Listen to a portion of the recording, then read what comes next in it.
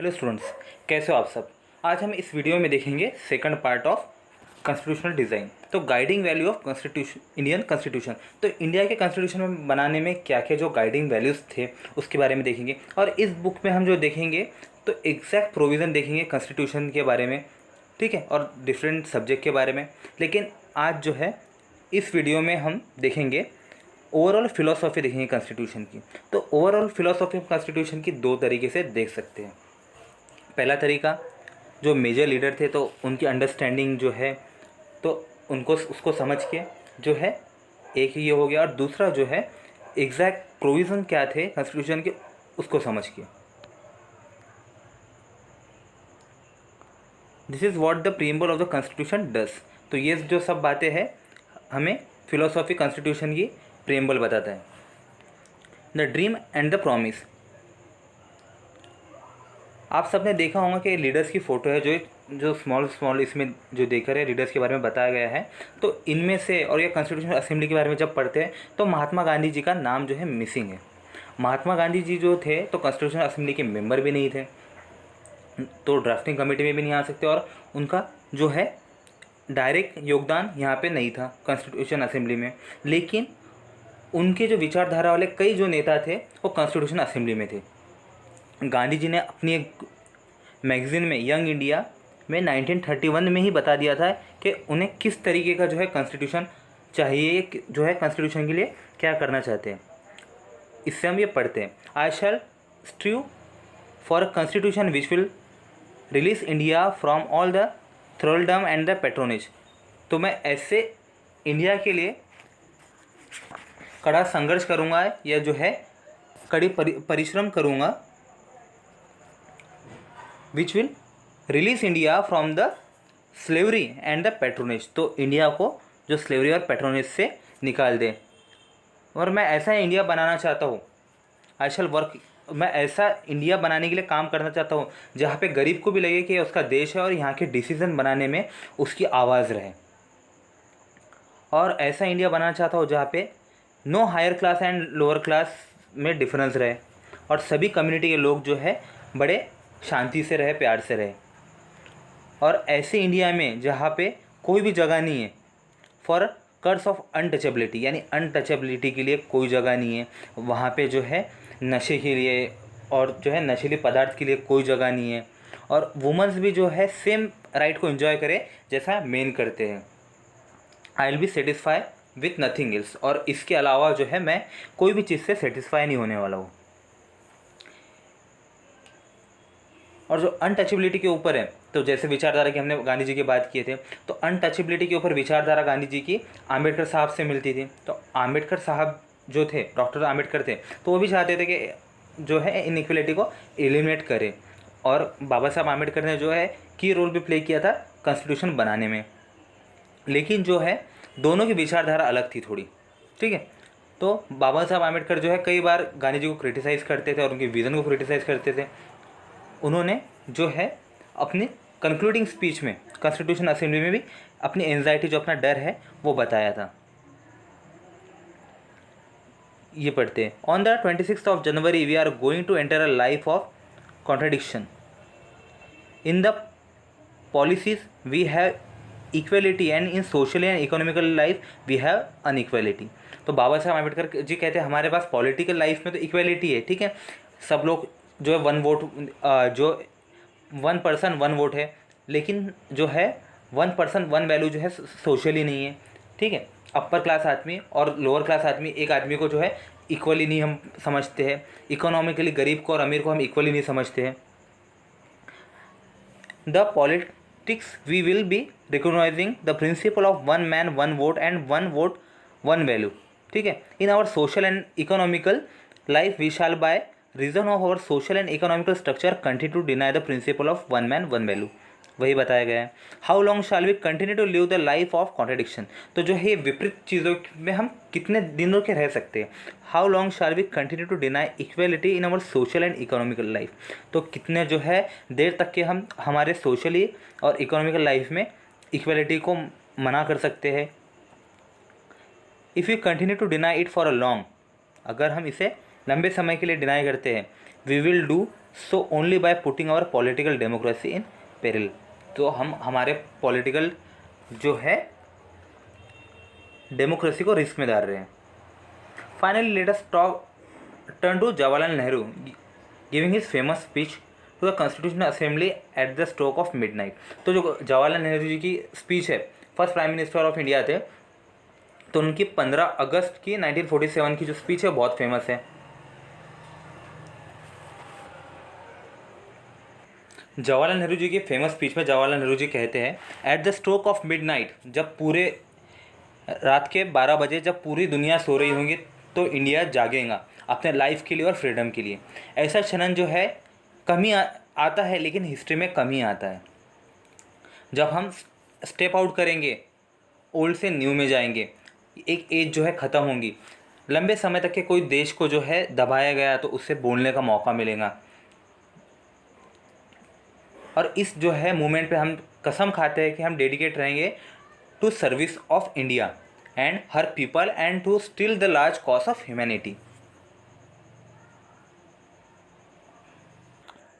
Freedom और power जो है रिस्पॉन्सिबिलिटी लाता है, और ये रिस्पॉन्सिबिलिटी जो है असेंबली के ऊपर है, कॉन्स्टिट्यूशनल असेंबली के ऊपर है, जो एक सोवर्जियन बॉडी है, रिप्रेजेंट कर रही है sovereign people of India. Before the birth of freedom, ठीक है, फ्रीडम मिलने के पहले तो हमने जो है कई दुख देखे, और हमारा जो हार्ट है तो इससे हमारा दिल भर गया है ये जो दर्द देखे। कुछ जो है दर्द अभी भी है, however the past is over and it is the future that beckon to us now. जो है पास्ट ख़त्म हो गया और जो फ्यूचर है जो हमारे ऊपर निर्भर है। The future is not one of the ease, तो जो फ्यूचर है वो हमारा वो आसान नहीं है और हमें रेस्ट नहीं करना है। जो हमारा फ्यूचर में उसे हमें निरंतर कठिन परिश्रम करना है, और सभी जो हमने कस्में खाई थी उसे अभी तक और जो हम आज के दिन खाएंगे कसम वो हमें पूरा करना है। सर्विस ऑफ इंडिया यानी होता है सर्विस ऑफ मिलियन जिसने सफ़र किया है, और इसका मतलब ये होता है कि ending of poverty and ignorance and disease and inequality of opportunity. तो हमें ये भी जो है एंड करना है। ग्रेट मैन जो इंडिया के थे तो उनका एम्बिशन था कि उन्हें हर मनुष्य के हर सिटीज़न इंडिया के उसके आँख में से आंसू को हटाना है। ये हमारे कैपेसिटी के बाहर हो सकता है, ठीक है, हमारी क्षमता के बाहर हो सकता है, but as long as there are tears and suffering, जब तक के टीयर्स और सफरिंग है, so long our work will not be over, तब तक कि हमारा काम पूरा नहीं होगा। फिलोसॉफी ऑफ कॉन्स्टिट्यूशन, जो वैल्यूज़ ने, जो संस्कार ने हमें इंस्पायर किया फ्रीडम स्ट्रगल के टाइम पे, तो यही वैल्यू ने हमें नर्चर किया इंडिया की डेमोक्रेसी फॉर्म करने के लिए। और यही वैल्यू जो है हमारे इंडियन के प्रियम्बल में, इंडियन कॉन्स्टिट्यूशन के प्रियम्बल में डाले गए। ये गाइड करते हैं आर्टिकल ऑफ इंडियन कॉन्स्टिट्यूशन को। Constitution begin with a short statement on it's basic value. तो जो शॉर्ट स्टेटमेंट और बेसिक वैल्यू है ये है preamble. Taking inspiration from the American model, तो सबसे पहले प्रियम्बल आने वाला कौन था? अमेरिका। तो अमेरिका का जो एग्जाम्पल लेके आज के आधुनिक वर्ल्ड में बहुत सारी कंट्री जो है ये फॉलो करती है और कॉन्स्टिट्यूशन को प्रियम्बल से शुरू करती है। सबसे पहले हम देखते हैं यूएस का preamble, we the people of India. तो ये भी इंपॉर्टेंट है, we the people of India. In the name of Allah नहीं है, in the name of God नहीं है, इन द नेम ऑफ भगवान नहीं है, ठीक है, in the name of the people, के लोगों के नाम पे, of the united state, in order to form a more perfect union, एक जो है ज़्यादा परफेक्ट यूनियन बनाना चाहते हैं। Establish justice, insure domestic tranquility, यानी पीस बनाना चाहते हैं। Provide for the common defense, promote the general welfare and serve the blessing of liberty to our self and our posterity, do ordain and establish the constitution of the united state of America. तो ये United state of America का constitution preamble है। ये जो आपको preamble दिख रहा है तो ये साउथ अफ्रीका का प्रियम्बल है। तो ऐसे ही जो है इंडिया का प्रियम्बल है। तो इंडिया के प्रियम्बल को समझने के लिए उसके कुछ कीवर्ड्स जो है समझना बहुत ज़रूरी है, ठीक है। तो आइए देखते हैं इंडिया का कॉन्स्टिट्यूशन। इंडिया का कॉन्स्टिट्यूशन शुरू होता है we the people of India, ठीक है। जो ये कॉन्स्टिट्यूशन को अपनाया किसने? We the people of India. हम जो है इंडिया के लोगों ने इस कॉन्स्टिट्यूशन को अपनाया है, ठीक है। In the name of Allah नहीं है, इन द नेम ऑफ भगवान नहीं है, in the name of God नहीं है, ठीक है। हम लोगों ने खुद स्वीकार किया है। Having solemn resolve to constitute India into, तो हम इंडिया को कैसा बनाना चाहते हैं, सोवर्जियन। ठीक है, सोवर्जियन क्या होता है, सबसे पहले be the people of India देखते हैं। The constitution has drawn up and enacted bye the people, तो कॉन्स्टिट्यूशन जो है हमने ही बनाया और हमने इनेक्ट किया है through the representative and not handed over to them by the king और आउटसाइड पावर, तो हमें कॉन्स्टिट्यूशन कोई किंग ने नहीं दिया है और कोई आउटसाइड पावर ने नहीं दिया है। सोवर्जियन देखते हैं, people have supreme right to make decision on internal as well as external matter, तो देश का कुछ भी आंतरिक मामला है या एक्सटर्नल मैटर है तो उसके ऊपर देश के लोग ही जो है डिसीजन लेंगे, कोई एक्सटर्नल पावर या जो है हमें डिक्टेट नहीं कर सकता। Socialist, wealth is generated socially and should be share equally by society, जो वेल्थ है देश की तो हम इक्वली जनरेट कर रहे हैं तो सभी लोगों का इक्वल है। Government should regulate the ownership of land, तो गवर्नमेंट का काम है कि ओनरशिप ऑफ लैंड को रेगुलेट किया जाए। And industry to reduce social economical inequality. Secular, secular का मतलब क्या है, citizen have complete freedom to follow any religion. आज आपको लगता है कि आपको जो है ये रिलीजन ही कोई दूसरा रिलीजन फॉलो करता है तो आपको कंप्लीट फ्रीडम है, but there is no official religion, हमारे देश का कोई ऑफिशियल रिलीजन नहीं है। जैसे पाकिस्तान का जो है इस्लाम है, ठीक है, और दूसरे देश का जो है दूसरा होगा, इंडिया का कोई जो है रिलीजन नहीं है।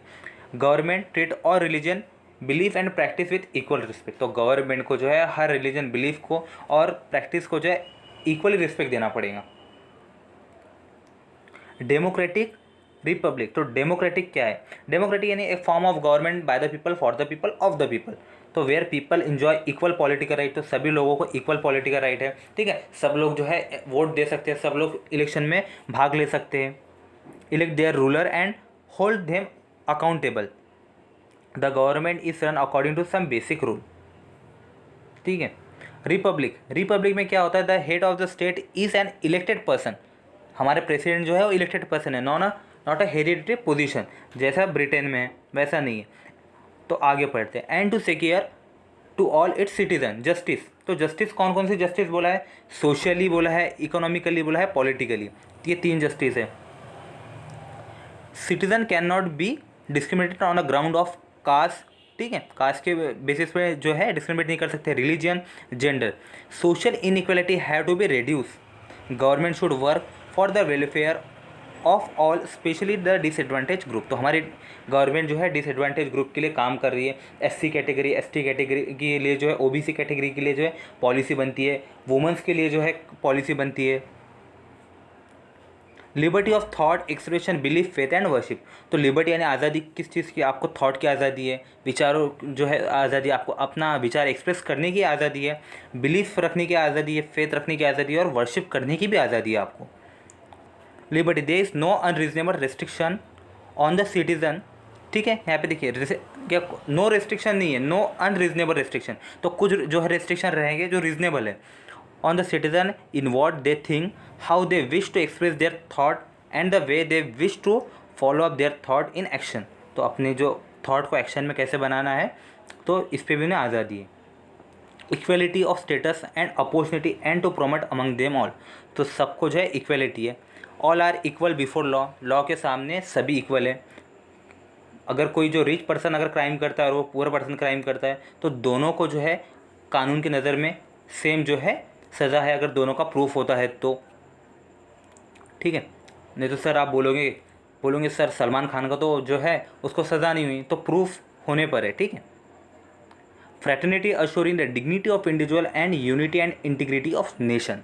फ्रैटर्निटी क्या है, all of us should behave as if we are the member of the same family, तो हम जो है भाईचारा जो है उसे फ्रैटर्निटी कहते हैं। No one should treat a fellow citizen as inferior, तो हमने हमारे जो फेलो सिटीजन को जो है ऐसा नहीं गिरा हुआ नहीं समझना चाहिए, उसको अपने से कम नहीं समझना चाहिए। Fraternity assuring the dignity of individual and the unity and integrity of nation, तो इससे जो है हमारे देश की यूनिटी बन के रहेंगी और इंटीग्रिटी बन के रहेंगी। In our constitutional assembly this 26 of November 1949, तो 26 नवंबर 1949 को do hereby adopt enact and give self, तो हमने अडॉप्ट भी किया, इनेक्ट भी किया और give to our self this constitution. Okay, institutional design, हमारा जो कॉन्स्टिट्यूशन है वो सिर्फ एक स्टेटमेंट जो है मेरे लिए स्टेटमेंट ऑफ वैल्यू और फिलोसॉफी नहीं है, ठीक है। ऐसा नहीं है कि जो है कि लिख दिया, फिलोसफी बोल दी तो हो गया। As we noted about constitution is mainly about embodying this value into institutional arrangement. तो जो है इस वैल्यू को इंस्टीट्यूशनल अरेंजमेंट में जाना चाहिए, ठीक है। Therefore it is need to amend quite regularly to keep it update. Amend यानी क्या होता है, कॉन्स्टिट्यूशन में जो बदलाव, तो ये हमें रेगुलरली क्वाइट रेगुलरली करना चाहिए जो अपडेट रखने के लिए, ठीक है। Those who crafted the Indian constitution felt that it has to be accordance with the people's aspiration and change the society. तो जिन लोगों ने कॉन्स्टिट्यूशन को क्राफ्ट किया तो उन्हें भी लगता था कि वक्त के हिसाब से, लोगों की ज़रूरत के हिसाब से ये भी बदलना चाहिए। और इन लोगों ने जो है जिसने कॉन्स्टिट्यूशन बनाया, इन लोगों ने इसे पवित्र नहीं समझा, सैक्रेड नहीं समझा, स्टैटिक नहीं समझा कि जैसा है वैसे ही, या इसको अनअल्टरेबल लॉ भी नहीं समझा कि जिसमें बदलाव नहीं किया जा सकता। उन्होंने प्रोविज़न बनाया है जो है टाइम टू टाइम जो इसमें चेंज किया जा सकता, उसे हम कहते हैं कॉन्स्टिट्यूशनल अमेंडमेंट, ठीक है। कॉन्स्टिट्यूशन में कुछ भी बदलाव किया जाए अगर करना है तो उसे कॉन्स्टिट्यूशनल अमेंडमेंट कहा जाता है। The constitution describe the institutional arrangement in a very legal language. तो कॉन्स्टिट्यूशनल जो इंस्टीट्यूशनल अरेंजमेंट को बहुत लीगल लैंग्वेज में बताया गया, क्योंकि कॉन्स्टिट्यूशन जो असेंबली में ज़्यादा जो है लॉयर्स थे। If you read the constitution for the first time, अगर आप कॉन्स्टिट्यूशन को पहले बार समझोगे तो कुछ नहीं समझेगा लिटरली। लेकिन जो बेसिक इंस्टीट्यूशनल डिज़ाइन है तो ये बहुत डिफ़िकल्ट नहीं है समझने के लिए। Like any constitution, Indian constitution laid down a procedure for choosing person to govern the country. तो जैसे बाकी कॉन्स्टिट्यूशन में, तो इंडिया के कॉन्स्टिट्यूशन में भी है कि हम कैसे जो है हमारे रिप्रेजेंटेटिव को चुने, फिर वो जाके आगे देश चलाए। It define who will have how much power to take which decision. तो हमारे कॉन्स्टिट्यूशन में बताया गया कि सबसे सुप्रीम जो है वो प्रेसिडेंट है ऑफिशियली, लेकिन जो डिसीजन मेकिंग पावर है वो है प्राइम मिनिस्टर के पास में। तो ये सब बताया गया है, ठीक है, किसके पास में कितना पावर है।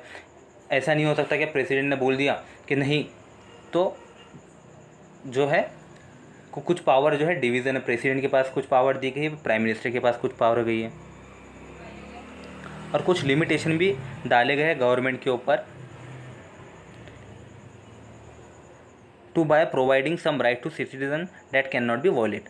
तो इस लिमिटेशन की वजह से गवर्नमेंट जो सिटीज़न के राइट्स को वॉयलेट नहीं कर सकती। Remaining 3 chapter in this book are about this 3 aspect of the working of Indian constitution, ठीक है। We shall look at some key institutional provision in each chapter. तो आगे के 3 चैप्टर में जो है हम कॉन्स्टिट्यूशन के बारे में ज़्यादा समझेंगे। Understand how they work in democratic politics, but this text will not cover all the silent feature of the institutional design in the Indian Constitution. Some other aspect will be covered in your textbook next year. Okay? हम कुछ leaders के बारे में देख लेते हैं। यहाँ पे जो लीडर्स की फ़ोटो है उनके बारे में देख लेते हैं। तो स्टार्ट करते हैं सोमनाथ लहरी जी। तो ये इनका जन्म हुआ था वेस्ट बंगाल में। राइटर थे, एडिटर थे, लीडर ऑफ कम्युनिस्ट पार्टी थे, member of West Bengal legislative assembly थे। तो ये भी जो है कॉन्स्टिट्यूशन असेंबली के मेंबर थे। Sarojini Naidu was the first Indian female to be the president, जो है इंडिया जो कांग्रेस के सेशन को जिसने प्रिसाइड किया था। तो पहले जो थी फीमेल होती एनी बेसन, और फर्स्ट इंडियन फीमेल थी सरोजनी नायडू। तो आंध्र प्रदेश में इनका जन्म हुआ। पोएट थी, राइटर थी, पॉलिटिकल एक्टिविस्ट थी।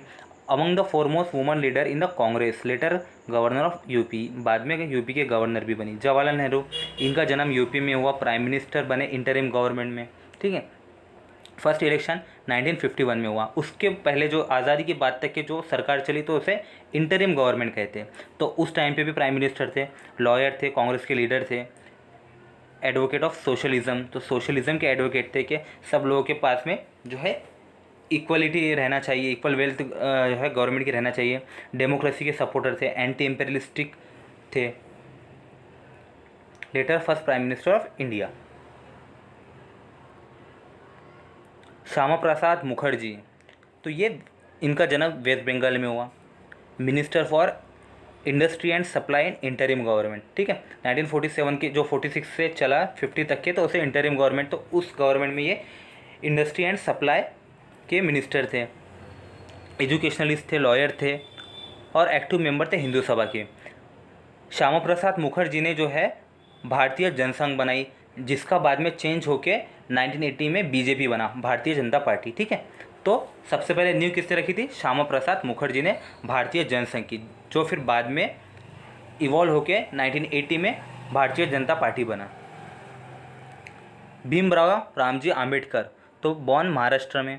ठीक है, बाबा साहब आम्बेडकर का जन्म महाराष्ट्र में हुआ। चेयरपर्सन ऑफ ड्राफ्टिंग कमेटी, संविधान जो बनाने के लिए ड्राफ्टिंग कमेटी बनी तो उसके चेयरपर्सन थे। Social revolutionary thinker and agitator against the caste division and caste base inequality, तो जो कास्ट बेस इनइक्वालिटी होती थी और डिवीज़न होता था उसके विरोध में हमेशा रहे। लेटर लॉ मिनिस्टर बने फर्स्ट कैबिनेट में। ठीक है, तो पहले लॉ मिनिस्टर हमारे बाबा साहब आम्बेडकर जी थे। Founder of Republic party of India, तो इन्होंने रिपब्लिक पार्टी ऑफ इंडिया भी फॉर्म की थी। के.एम. मुंशी, कन्हैयालाल मुंशी, तो इनका जन्म गुजरात में हुआ। एडवोकेट थे, हिस्टोरियन एंड लिंग्विस्टिक थे, कांग्रेस लीडर थे, गांधी के फिलोसॉफी को मानते थे। मिनिस्टर ऑफ यूनियन कैबिनेट बने। फाउंडर ऑफ स्वतंत्र पार्टी, इन्होंने खुद की एक पार्टी फॉर्म करी, स्वतंत्र पार्टी।